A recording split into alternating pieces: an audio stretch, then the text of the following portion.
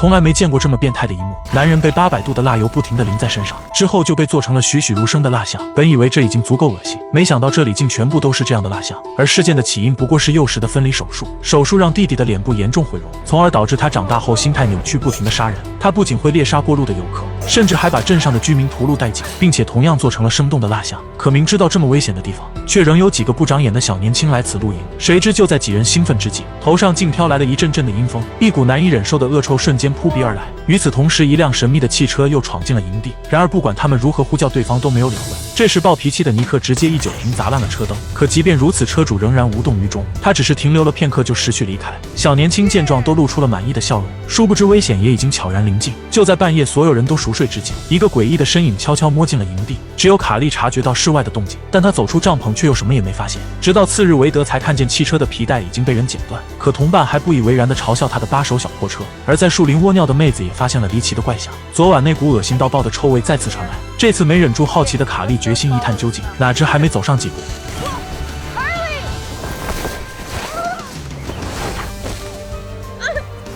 眼前居然堆满了动物的尸体。还没冷静下来，他又发现了尸体中的手臂。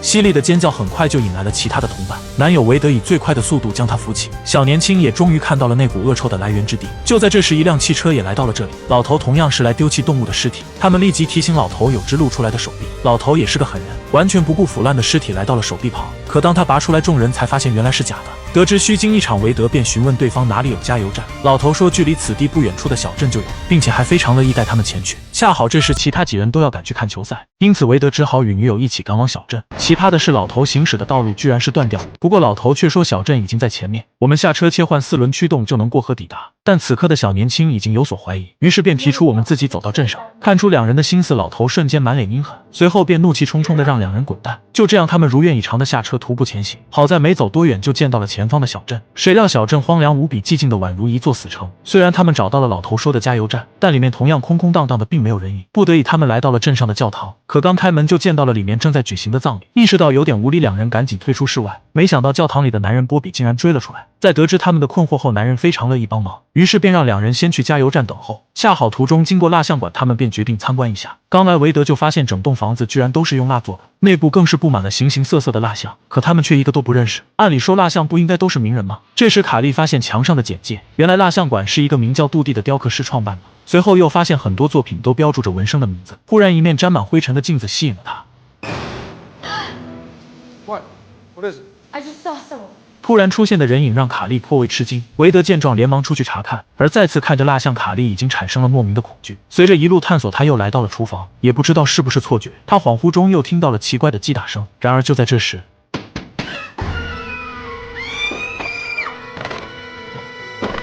频繁出现的怪事终于让他不再淡定，他宛如野兽一般冲出室外。见到女友如此惊慌，韦德也只好一起离开。他们回到了约定的加油站，但不管如何寻找都没有适用的皮带。好在这时波比出现，波比说自己家里应该有合适的配件。就这样，他们前往了波比的老宅。途中，波比告诉他们文生就是杜蒂的儿子。到达后，韦德跟随对方一起进入，卡莉则在室外等候。趁着对方拿货期间，韦德开始四处闲逛。可令他惊讶的是，屋内不仅浸泡着许多动物的尸体，甚至墙上都摆满了诡异的面具。而此时在外等待的卡莉忽然有了惊恐发现，眼前的汽车不正是被尼克砸掉大灯的那辆吗？意识到危险，卡莉连忙狂按喇叭提醒男友。谁知在声音传出后，韦德的灯光突然熄灭，于是他便打算离开房间。哪曾想此刻的房门已经被人锁死，而他的身后则出现了一张诡异的人脸。接着对方又缓缓地伸出一把剪刀，下一刻就剪断了韦德的脚筋。突如其来的变故让他完全摸不着头脑，他压根就不知道发生了什么，他只能下意识地拿起工具反抗自救，但受伤的脚腕又让他连站立都难以做到。可他又不得不忍着剧痛强行起身。就在他想要努力看清是何方神圣时，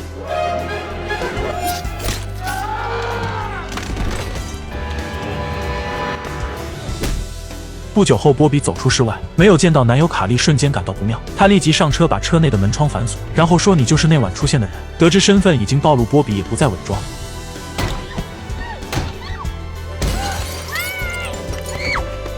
争斗期间，卡莉的手机不慎掉落车内，眼看着就要被对方拖走，卡莉直接打响汽车挂起档位，再用手掌拍下油门，汽车瞬间急速冲出。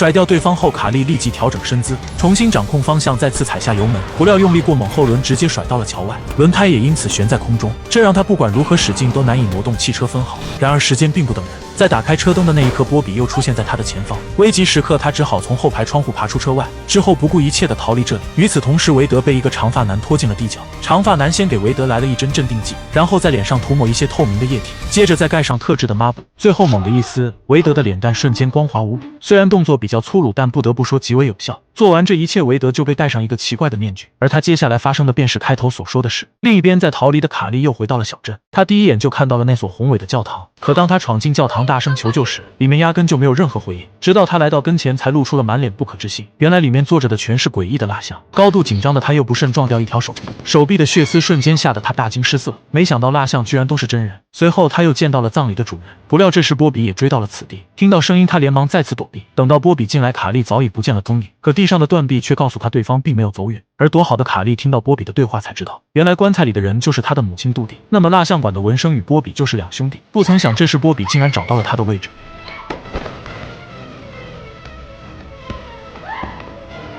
很可惜，这次命运没有眷顾卡莉，还没跑多远就被波比压在身下，随后就被扛回了加油站。来到地下室后，又被强行绑在了椅子上。谁知这时尼克与道尔顿竟找到了加油站，听到叫声，波比连忙堵住卡莉的嘴巴，并且还利用匕首威胁。面临生死，卡莉也不得不保持沉默，而尼克两人也因此退出了加油站。只是卡莉就惨了，老变态居然还用502把他的嘴巴封上，之后才大摇大摆地离开地下室。不料刚上来就见到了还在找人的尼克，而下方的卡莉也听到了尼克的声音。为了能让尼克注意到自己，卡莉想方设法起身站立，最终成功伸出一根手指到地面。只是万万没想到，竟被波比先一步发现，并且还迅速挡住了尼克的视线。接着便利用剪刀一把剪断了卡莉的手指，卡莉瞬间痛得撕心裂肺。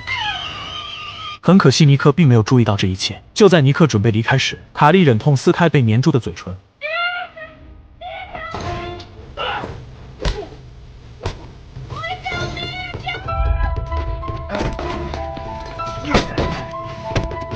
果然，暴脾气的人战力也一般不拉胯。尼克成功闯进了地下室，看着断指的卡莉，尼克也痛心疾首。还好自己没有离开得太早。另一边的道尔顿找到了蜡像馆，并且还在馆内见到了同伴韦德。但此刻的韦德却神情呆滞，察觉到异样，道尔顿试探性地伸出手指，哪知韦德的脸蛋竟然是烫的，脸上也不是皮肤而是蜡油。他连忙帮助韦德撕下蜡油，结果发现兄弟的皮肤早就没了，韦德也被他整得眼泪直流。就在道尔顿撕得起劲时，一个黑影出现，好在他及时反应过来，躲掉了致命一刀。可惊慌失措的他并没有做出有效的反击，还被追上来的长发男一把推下了地下室。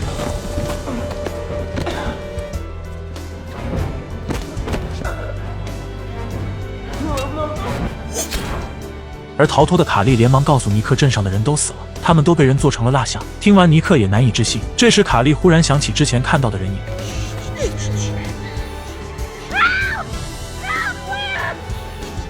于是他便带着尼克一起前来求助。不料尼克刚靠近窗户，原来对方同样是蜡像，只不过是装了机关自动拉开窗帘而已。事已至此，尼克终于相信了卡莉所说的话。与此同时，危险来到了镇外的营地，一个模糊的黑影闯入帐篷，正准备睡觉的佩姬还以为是男友小黑。慌乱中，佩姬逃出了帐篷，倒霉催的是一逃跑就摔倒，还恰好见到了先走一步的男友，而后面赶来的长发男还不忘补上一脚。很快，佩姬就逃进了一个废弃仓库，并且顺利地躲到一辆废弃的车内。本以为已经足够安全，没想到下一刻就出现了长发男。好在佩姬反应够快，用铁棒击退了对方，之后立马下车重新躲到了另一辆车旁。但突然的安静又让他忍不住悄悄抬起脑袋。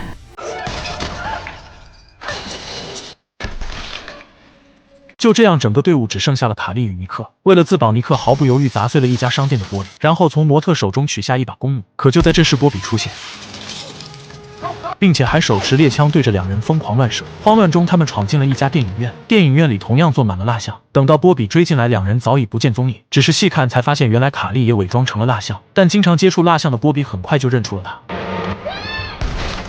还好暗处的尼克打中了对方，两人连忙马不停蹄地逃出影厅。虽然波比又补了一枪，但还是没有打中。等他再次追来，尼克早已等候多时。干掉了波比，两人又来到他的房子。因为他们也不确定韦德与道尔顿是死是活。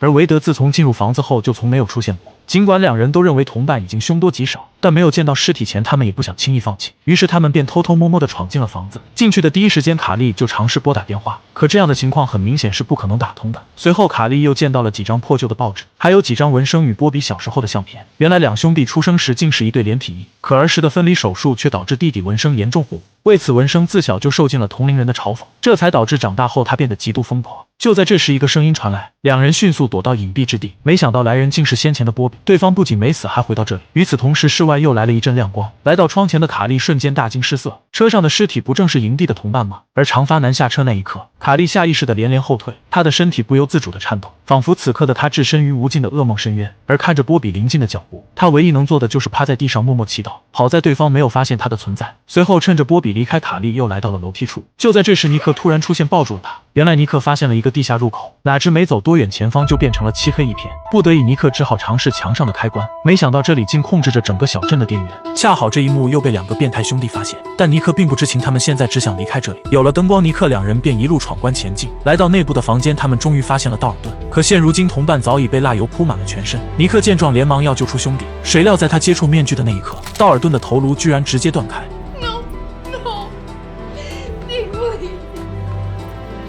就在两人伤心之际，一个黑影急速逼近，不过他们也察觉到了危险。看着赶来的长发男，尼克率先出击，他抄起眼前的家伙就砸向对方，哪知长发男顺利躲过，并且还成功划伤尼克。与此同时，卡莉也不甘示弱，但力量上的差距让他仅仅坚持了片刻就被甩到了一边。好在这时尼克恢复了过来，并且还顺利将其按在了角落，接着又一个潇洒的侧翻将其打趴。完事后立即拉起卡莉离开，临走前还把高温蜡油全部倒出，熊熊烈火瞬间阻挡了长发男的去路。但也正因如此，整栋房子都开始融化。随后两人顺着通道一路逃离，谁曾想刚出来就见到了被做成蜡像的韦德，紧接着又看到了波比。想到兄弟惨死，尼克的荷尔蒙彻底爆发。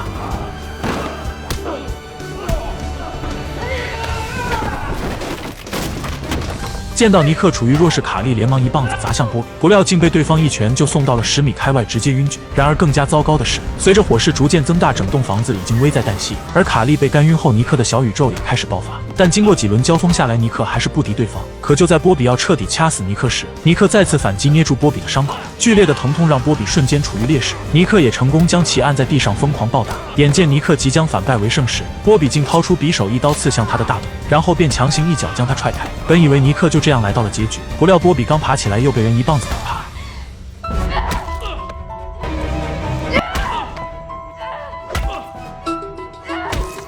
然而波比刚刚饮恨那个长发男又出现了，见到如此恐怖的面相，卡莉瞬间心头一紧。而看着哥哥惨死，长发男也露出了漫天长笑，他阴冷地看向卡莉，卡莉瞬间意识到不妙，但没了退路，他也只能逃往楼上。长发男则在身后步步紧逼。来到楼上，卡莉闯进了一个房间，然后连忙推来婴儿车堵住房门，谁知蜡墙压根无法阻挡对方那锋利的尖刀，更何况房子还在被大火无情的烘烤，本就不硬的墙壁早已软得像朵棉花。仅仅片刻，长发男就破开墙壁闯了进来。看着眼前恶心的玩意，卡莉是真的怕了，他只好试图劝说对方不要一错再错，但这东西都杀穿全镇了，怎么可能还会听劝？好在尼克犹如天神下凡再次出现，并且又成功把长发男按到了床上。可本就受伤的他哪里能够匹敌对方，很快就被长发男起身压制。不过他却意外掀开了对方的面具，一张恐怖如斯的脸蛋出现，而丑陋的外貌也更加激发了对方的怒意。听到呼唤，卡莉连忙回到房间，在得到尼克的授意，他强行拔出腿上的匕首，然后一刀捅穿长发男的腰子。接着尼克便一脚将其踹飞。也在这时，房子再也无法承受他们的重量。